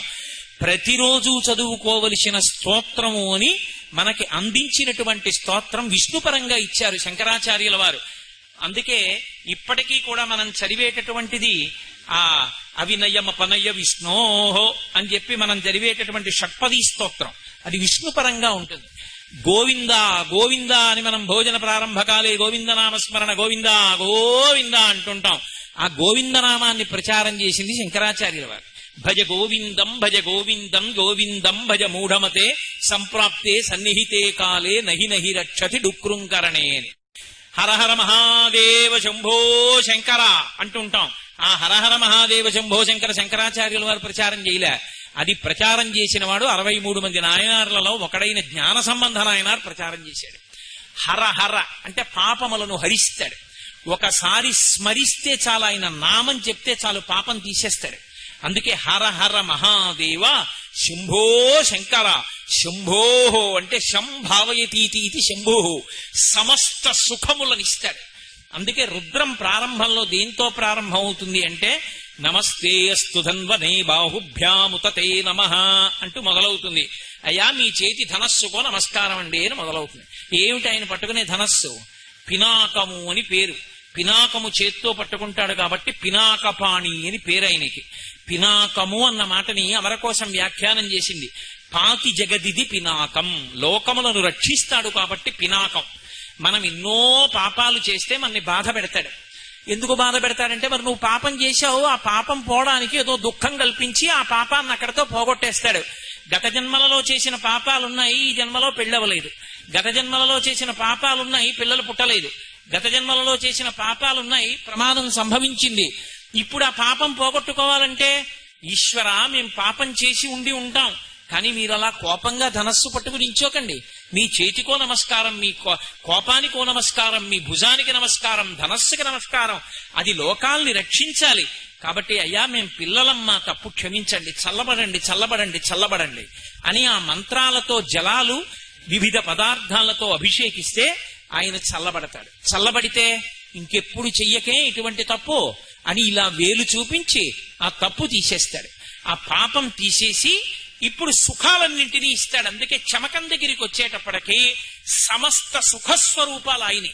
ఎక్కడి వరకు అంటే ఆఖరికి యజ్ఞంలో వాడేటటువంటి పదార్థముల దగ్గర నుండి సంఖ్యాశాస్త్రము చేత ప్రతిపాదింపబడేటటువంటి ఏకాచమే తిస్రచమే పంచచమే సప్తచమే నవచమే ఏకాదశచమే త్రయోదశచమే చతుర్దశచమే పంచదశచమే అంటూ అందులో ఉన్నటువంటి సంఖ్యాశాస్త్రంతో ప్రతిపాదింపబడే సమస్త తత్వస్వరూపంగా ఆయన్ని అభిషేకం చేస్తాం.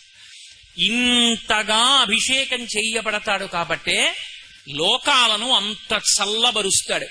శివుడికి ఒక లక్షణం ఉంటుంది, ఇంత కష్టపడి ఆరాధన చేస్తేనే అనుగ్రహిస్తాడా అండి అని మీరు అనుకోకండి.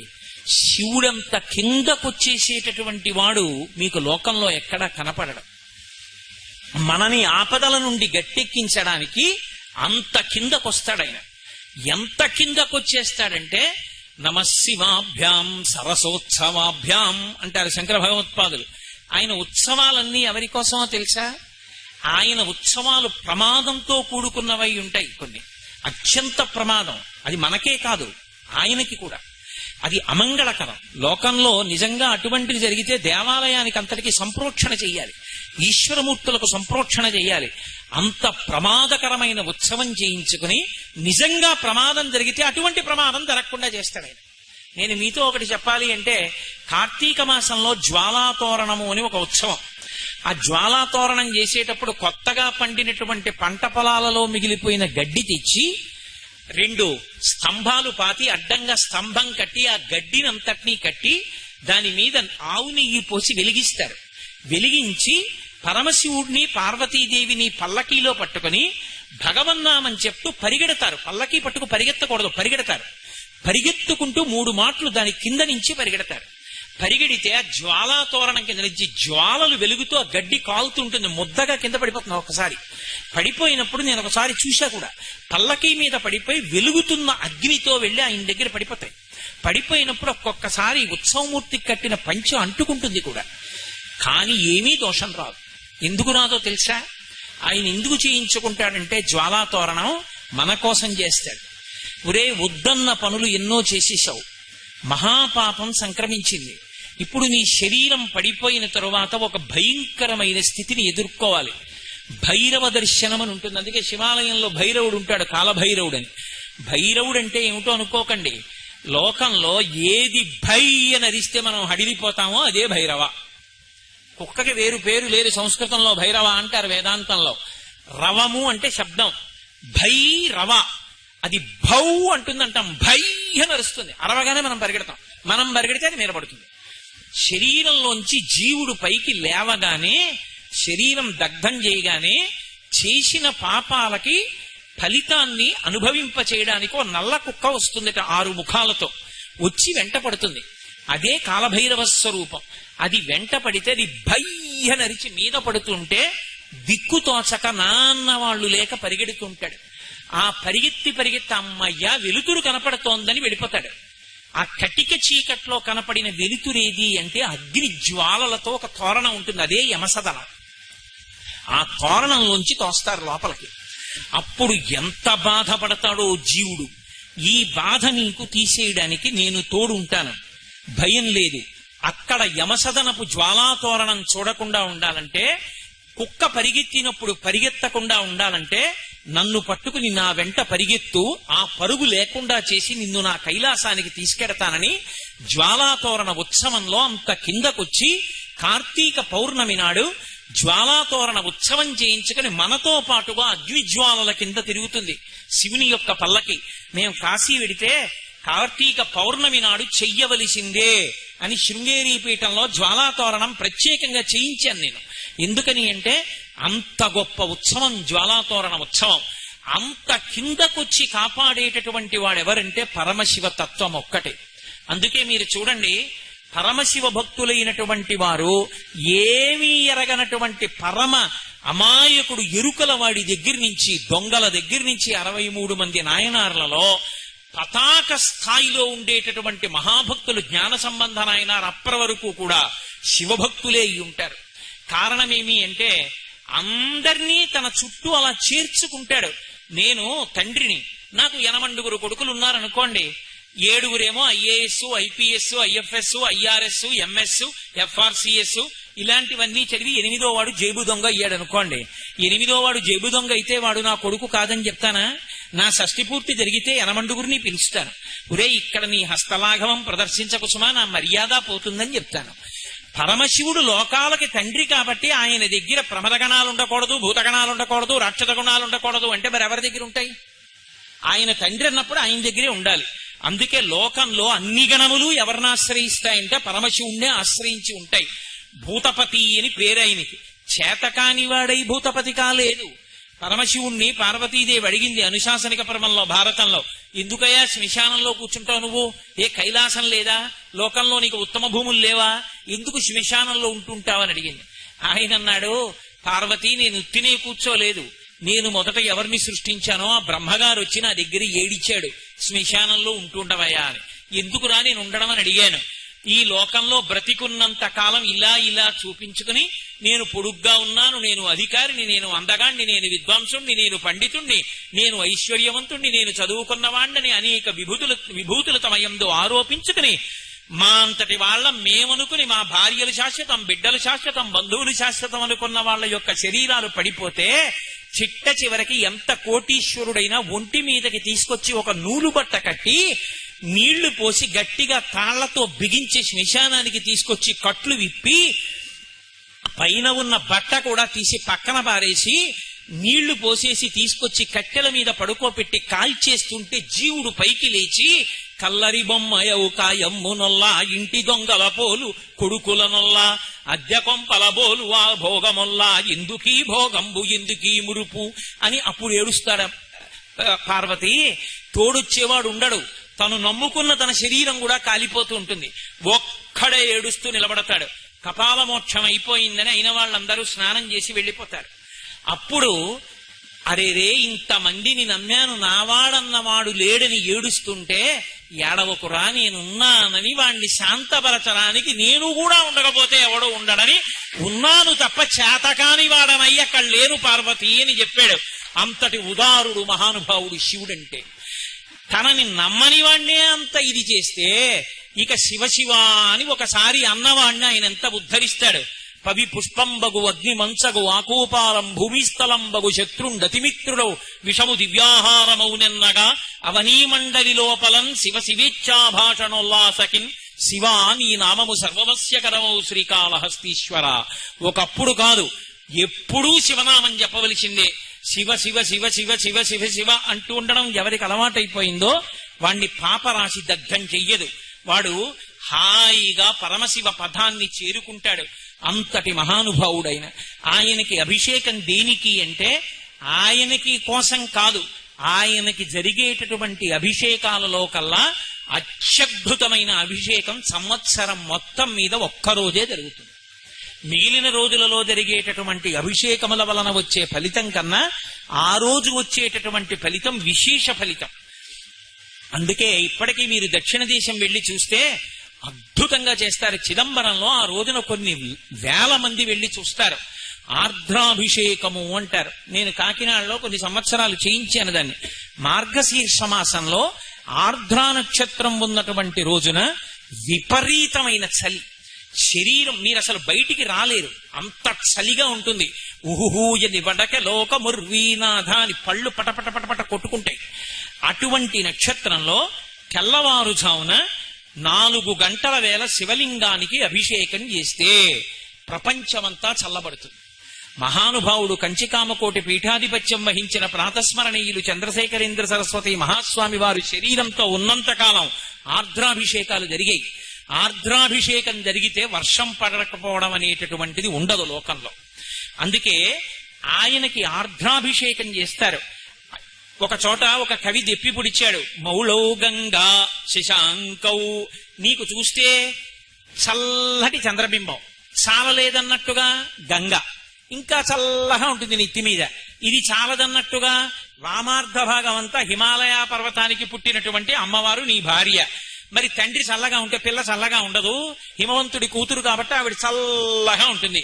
ఇంకా ఈ చల్లతనం నీకు సరిపోలా, పావులు తెచ్చి ఒంటి నిండా వేసుకుంటావు. పాము అడుగు భాగం చల్లగా ఉంటుంది. పాము ఎప్పుడైనా పాదం నుంచి పాకితే తెలుస్తుంది, చల్లగా ఉంటుంది. అటువంటి పావులు ఒళ్ళంతా చుట్టుకుంటాడు. కాబట్టి నీకు ఈ చల్లతనం చాలా, ఇవన్నీ చాలవన్నట్టుగా ఒళ్ళంతా గంధం రాసుకుంటాడు. ఈ గంధం యొక్క శీతలం సరిపోలా, ఇంకోడైతే కొయ్యబారిపోతాడు. మళ్ళీ ఆర్ద్రా నక్షత్రంలో తెల్లవారకట్ట నీకు అభిషేకమా అంటే ఆయన కోసం కాదు, మనందరం చల్లగా ఉండాలని తాను అంతటి చల్లటి పదార్థాలు అభిషేకం పుచ్చుకొని గడగడలాడకుండా కూర్చుంటాడు. మీ అందరూ చల్లగా ఉండాలిరా అని కోరుకుంటాడు. అంతటి మహితాత్ముడు శివుడు. ఆ శివారాధన జరిగినంత కాలం, శివాభిషేకాలు జరిగినంత కాలం, శివనామం చెప్పినంత కాలం, శివార్చన చేసినంత కాలం లోకంలో ప్రమాదములనేటటువంటివి జరగవు.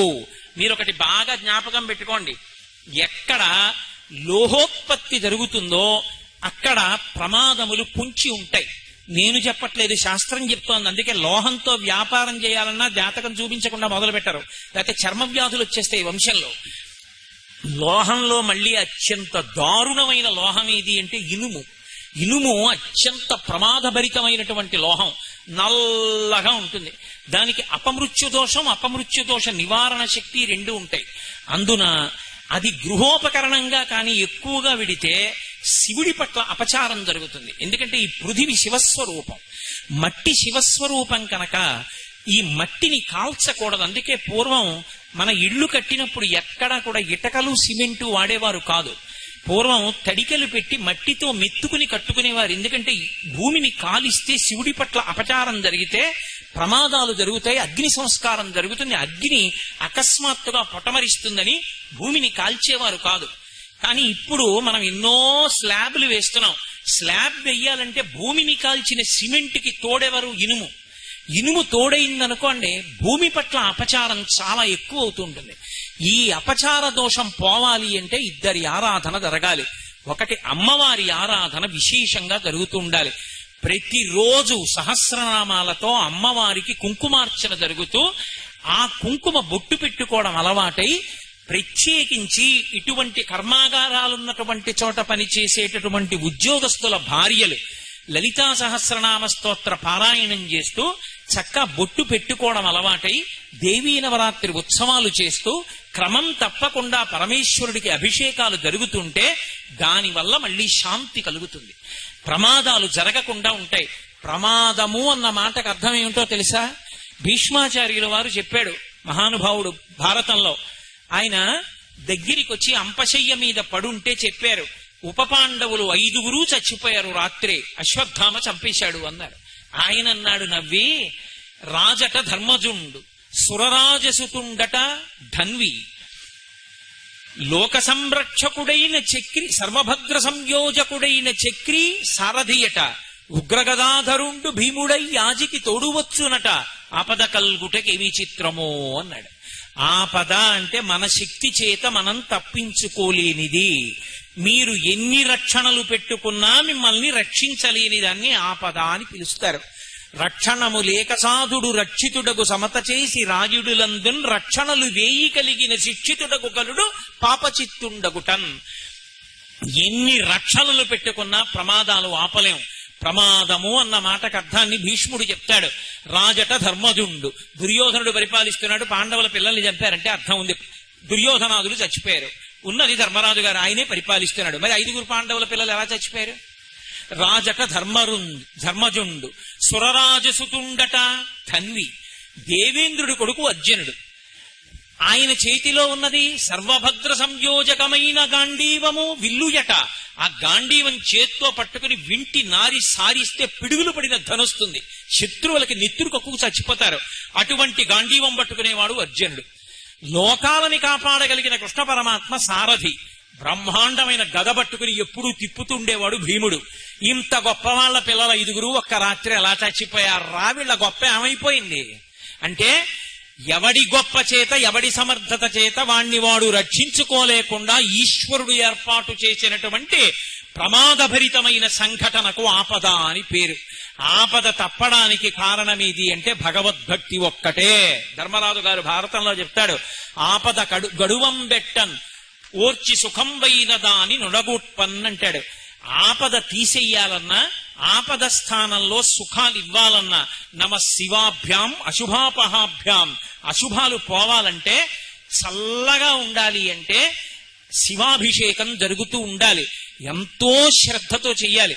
మీరు ఏమనుకోనంటే నేను మీతో మాట చెప్తా, నేను ఎవరిని చిన్నపుచ్చడం నా ఉద్దేశ్యం కానే కాదు. నేను మణుగూరులో భారజలోత్పత్తి కేంద్రంలో ఉపన్యాసాలు చెప్పడానికి వెళ్ళాను. వెళ్ళి నేను అక్కడ ఒక విషయం విని తెల్లబోయాను. ఆ ఊరికి చాలా దూరంగా ఉంటుంది కర్మాగారం. అక్కడ ఎక్కువ ఇళ్లు కూడా ఉండనివ్వరు. అక్కడ అలారం వేస్తే ఊరు విడిచిపెట్టి పారిపోవలసింది.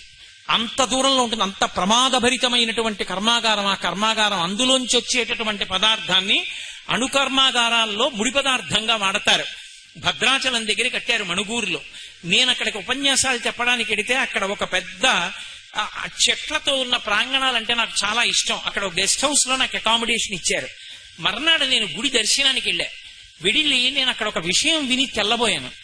ఏమిటా విషయం అంటే, బయట నుంచి తెచ్చిన పువ్వులు అక్కడ దేవాలయాలలో ఈశ్వరుడికి వెయ్యరు. బయట నుంచి కొని తెచ్చి పదార్థాలతో అక్కడ పూజ చెయ్యరు. ఆ కర్మాగారంలో పనిచేసే ఉద్యోగులు తమ తమ ఇళ్లలో పూల మొక్కలు పెంచి 3-4 కలిపి సంవత్సరంలో ఒక తిథిని ఎంచుకుంటారు.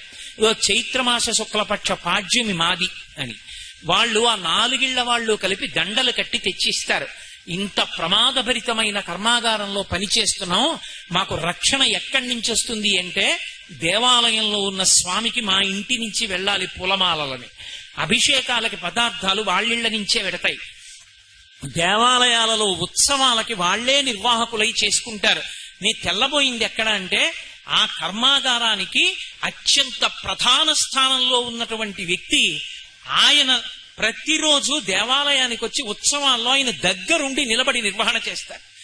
నేను ఆఖరికి ఉపన్యాసాలు చెప్పి వెళ్ళిపోతుంటే కూడా ఆయన వచ్చి స్వయంగా వీడ్కోలిచ్చి నమస్కారం చేసి వెళ్ళాడు. నేను ఎందుకు మీతో చెప్తున్నాను ఈ మాట అంటే, ఒక్కొక్క చోట మనం పనిచేసేటప్పుడు అక్కడ రక్షణ దేని వల్ల కలుగుతుంది అంటే, అక్కడ అన్నం తింటున్నాం కాబట్టి మనందరం ఒక కుటుంబంగా మనని మనం రక్షించుకోవడానికి ఈశ్వర శక్తిని ఆవాహన చేసుకోవాలి. అదే మనని కాపాడుతుంది. కాబట్టి ఆ శివాభిషేకం లోకానికి రక్షణ కవచంగా కట్టబడుతుంది.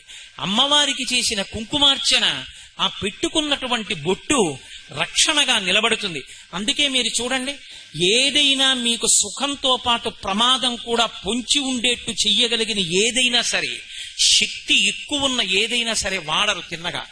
అమ్మవారి దగ్గర పూజ చేయిస్తారు.